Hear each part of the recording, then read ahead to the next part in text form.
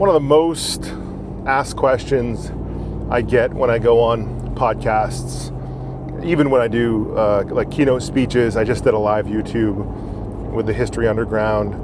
It really comes down to questions about adversity and how to deal with adversity, or some words around adversity. And I want to talk about that today, because it doesn't matter where you are in your life. You know, it doesn't matter what you have in your bank account. It doesn't matter what you drive for a car, where you live in the country. Adversity is something that we all deal with, whether that is adversity in life, in health, in the workplace, in business. It's always there. A couple of things I'm dealing with right now, and I want you to change this word, adversity. I want you to change it to offense, because adversity is an offensive tactic that you didn't see coming. That's all it is.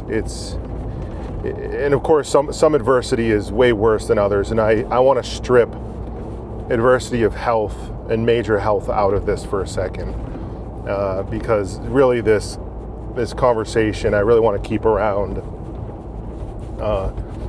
really mindset adversity you can beat with mindset and reflection and action. Mindset, reflection, and action. Health is it's a whole nother beast, and we've all dealt with and deal with those situations in our personal lives or in families and friends' lives, which is, you know, is a whole different topic, and I just don't want that to melt into what I'm discussing here. So adversity, you got to look at as an offensive play you didn't see coming. Holy shit, I did not see that coming. And so instinctually what that does is it puts you on defense. All right, so your default kind of knee-jerk reaction, your default defense mechanism is to be on defense. It isn't to go back on offense. It's like, oh shit, I just got bit, right? Oh shit, I just got punched. You know, in adversity, it can happen in bunches. You know, I call it punches in bunches. I'm coming to the factory right now. I'm just recording a vlog. I'll come and grab you when I'm done. That's how a boxer wins fight. In jiu-jitsu, controlling where the match goes and controlling the pace of the match, that's also, you know, like, or somebody, let's say we're on defense, somebody controlling the pace of the match and you not being able to breathe, escape, you feel like you're under the ice and you can't find any air. That's adversity. And you're on defense. And so you don't see something coming, you go on defense. The first thing that happens is your defense mechanism kicks in. How did I, like, shit, this happened to me? How do I deal with this? They don't understand me. This is something a young entrepreneur might say. Something I've said definitely. Like, they don't understand what I have in my head. They don't understand what I want to do. They don't understand the conviction I have. They don't understand there's another way. And these can be good traits if there's reflective action taking. And they also can work out sometimes, not all the time, with reckless ambition. But usually that's a fickle, like a fickle thing. You know, usually it has no staying power. And that's why I say reflective action, because you need to have staying power in the decision-making matrix that you're building. Self-actualization is after you get through this level of love and belonging, shelter and food and family and community, then as you start to escalate up this pyramid, this personal chain, I guess, ladder, your decision-making matrix, it changes, because you have you have inputs. You have all these inputs as you go through these decades of life. And I tell people, like, I didn't have a brain till I was 40. Like 40 years old, something happened and I was like, holy shit, shit changed. Not just physically, and I'm dealing with the adversity right now. I'm going to talk about this shoulder issue. I'm dealing with some adversity in my, and as I go out into this next kind of phase of life as a writer, I have a lot of ideas I want to write, and there's a little adversity there.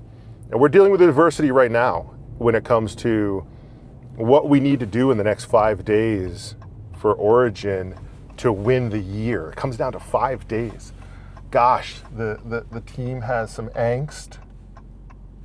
There's some nervousness. Can we do it? You know, every year we do it, but every year you have to question if you can win the Super Bowl again. You know, like, and that's what you're doing when you're building a brand. You're preparing your team that they have to have not just a winning record. They have to make it to the playoffs, and then they have to make it to the championships. And then they have to win the freaking thing. Every single year, this has to happen. You have to win the damn Super Bowl every freaking year. Last year, we lost the Super Bowl. I'm not losing the Super Bowl again. There was some freaking adversity there. So that decision-making matrix, it develops, you know, over time. But the first thing to understand is stripping health out of this. You're in control of your own destiny. You're in control of what you tell your hands to do. You're in control of what you tell your mouth to say, what you tell the words. You're in control of what you allow to come into your mind, right? What information. You're in control of where you spend your time and attention. Time, capital, capacity, the time value of time is it's more valuable than the time value of money, the time value of time. And if you want to learn more about that, I've done a vlog on that. I'll tell you a couple things that happened recently. I'm going to shut this truck off. So I had to go see my surgeon. I was like, tell me more about the surgery. I was like, can I bring my camera in?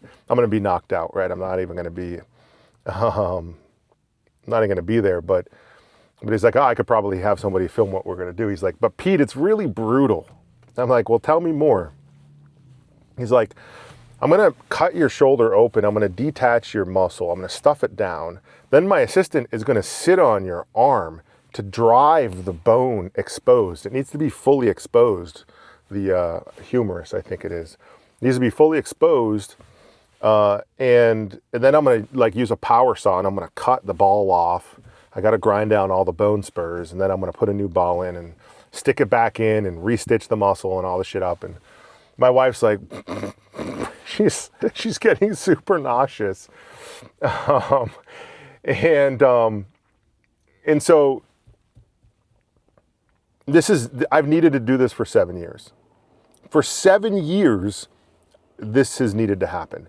And now it's just destroyed. Maybe my guy can put a video right here of what that bone looks like. It's supposed to be smooth and round. It's supposed to be a ball. We've all seen it in health class, and it looks like a freaking prehistoric club you're going to beat a dinosaur with. And so it's just not a bone anymore. It's deteriorated. He said I put 90 years of use on it in like 46 years, and that's me dealing with adversity in life. I had 90 years of rotations and probably more than 100 years of rotations. Blame it on ADHD, not being able to sit still, but a lot of adversity in life, and I would not allow myself to take the time to recover from this surgery, and so I haven't gotten it, and it's got worse and worse and worse. And now it's having a real impact on my life. And so I've been dealing with this adversity of pain, and now I'm going to take care of it. And then I've got to get through these next few months after this surgery. And that sucks because there's shit I want to do that I'm not going to be able to do. And so during that downtime, I've decided what I'm going to do because I'm not going to be able to do a lot of working out with that arm. I can still bike, stationary bike. SD card full. I'm switching to my phone. Audio is probably going to sound a little different. So I've decided that because of this adversity, I'm going to write. I'm going to finish another book, and I'm going to take this time to learn. I enlisted in college courses. I have two courses I'm going to take: a creative writing course and geology course. And so that's how I'm dealing with trying to not lose myself in this recovery period, which is the first quarter of next year. So I'm going to fill the time with other things, and allow myself to heal. And what dovetails into that is I did get a pass on the first literary agent that I sent my novel to, and he's like, "This is so damn close, Pete." He had a really hard time if he was going to take it or not. And he's one of the top literary agents in the world, but the upmarket literary fiction isn't really his thing, and quiet books isn't really his thing. He likes more commercial things that move faster, and he was a bit nervous about some of the themes. The themes are a bit archetypical, archetypal, I should say. But dealing with trauma and war and PTSD and loss, and it might be hard for him to get it in the right hands. So I was like, fuck, like that sucks. Like, damn. And of course I'm submitting it to other literary agents where it fits way better with other people. And I don't know what's going to happen. And it's a super bummer. And I'm prepared, and I prepared my mind, and I believe it's going to get picked up. I believe it. I'm taking action for it to get picked up.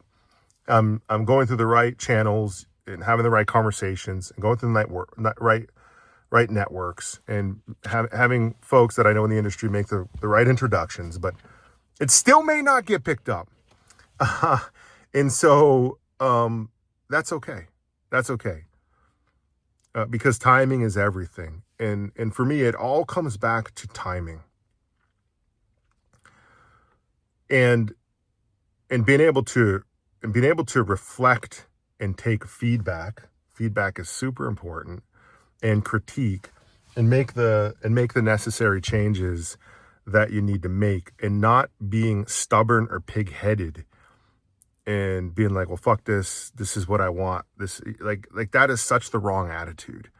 It's the wrong attitude not to listen and seek advice from people who are where you're going, or have been where you're going, or have been on the journey to where you're going. And it's our defense mechanism is to like shut down and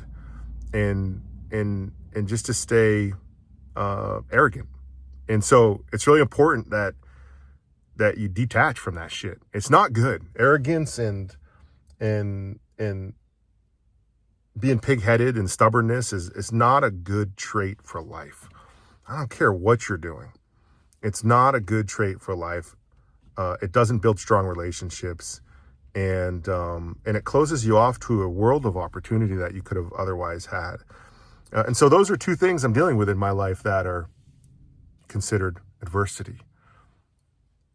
And one of them is a health thing, right? It's just not a serious health. I know people are going to think this is serious. It's freak. I'm going to get a new bone put in. I'll be good to go. It's not serious. It's not a vital organ, right? Every time I think about like being injured, and the reason I got through this for 7 years, because every time I bitch about my shoulder, I'm like, Travis Mills has no limbs, right? What am I complaining about when one of my best friends doesn't have arms or legs, right? Like, cool, get a new bone put on. At least that's an option. That's an opportunity. And so that, and also this next phase of trying to learn this industry, which doesn't move like mine. Like the industry I'm in business, it's freaking go time all the time. You don't shut off.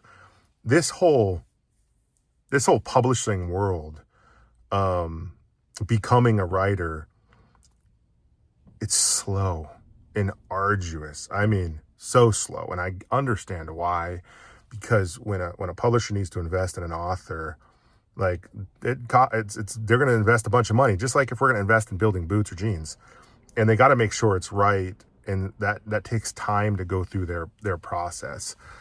But it's damn slow, right? It's so damn slow, and so patience is not my strong suit, and it's teaching me some patience, which is very difficult for someone, for folks like me who just want to go now and not fuck around and get shit done. And on top of that, adversity in business. We've got to win the year. We've got to win the Super Bowl this week. I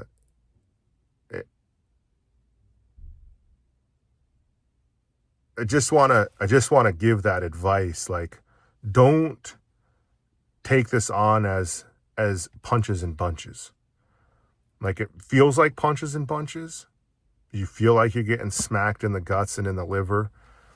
And you are. But the way you respond to these things is going to make all the difference in the world. Not react, not knee-jerk react, not shut down, not close up. But how are you going to respond? What is in your control? What can you control? And then what are you not doing that you need to do now? What do you need to do right now that you're not doing to improve your life or your surroundings or your business? I need to detach from that relationship. That person's bad for me. I got to stop drinking on Friday, Saturday nights. I need to do this. I need to do this thing that's been holding me back, holding me down. And sometimes it affects other people. Sometimes these decisions you need to make, it affects other people that you like and love. I can tell you that's hard. It's hard. Like, I mean, I've had to like fire friends before. That's fucking hard. It's hard to like cut one of your best friends loose, right? It's hard to have that conversation on a business end of things. And so sometimes these things are hard to do when you're dealing with adversity, depending on where it's coming from and what type of adversity it is. And so just be honest with yourself in this, and don't retract, reflect, and have a tactical response, and it'll make your life so much better. And the power of positive thinking, I can't overstate how important that is. So if you do retract and go into that little hole, talk yourself out of it real freaking quick, because it literally, you're going to talk yourself into it. I'm going on defense. This sucks. Talk yourself out of it. And you'll be able to snap back with that type of a mindset. So any questions you have, please post below. I'll answer any of them. I appreciate you watching the channel. Appreciate your support. And I'll keep bringing whatever my daily thoughts are to you. But ask some questions about what you'd like to hear about right here. Share, like, subscribe, all that bullshit. Out.